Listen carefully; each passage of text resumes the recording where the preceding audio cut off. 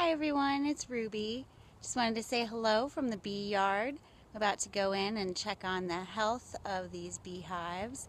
Starting over here, we've got Anya, the little one on the end, and then Beyonce, Hammer and Sickle, and Lil Kim there on the other end. So pretty excited to get in there and see how everybody is doing today, and really appreciate all the generous support that we've received so far for Valhalla Organics.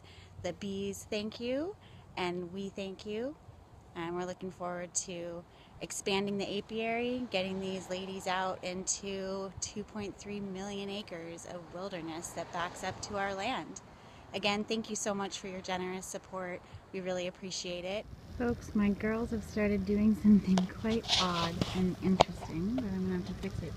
See this ball of bees that's underneath the hive? They're in their own basement, and they've actually built comb there. So I'm going to do what we can to fix that situation, get that comb back in the hive, and there's actually a possibility there might even be a queen under here laying eggs and doing stuff. So hopefully you can see the bees all clustered underneath their hive like that. It's about half the size of half a basketball, so quite a large ball of bees. I'm going to get in there and deal with that.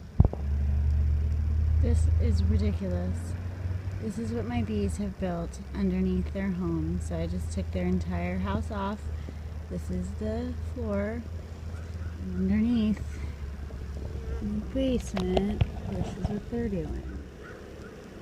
This has got to be one of the craziest things I've ever seen. So this used to be at the bottom of the hive, and what it looks like now. That's all fresh, beautiful honeycomb. They got babies in there. They got honey. They got all the things. Yup. I'm not really sure how I'm supposed to clean all this up, so we're going to just try to see if I can get it inside the hive, and on we go. Bees didn't read the beekeeping books, apparently. They want to build in the basement.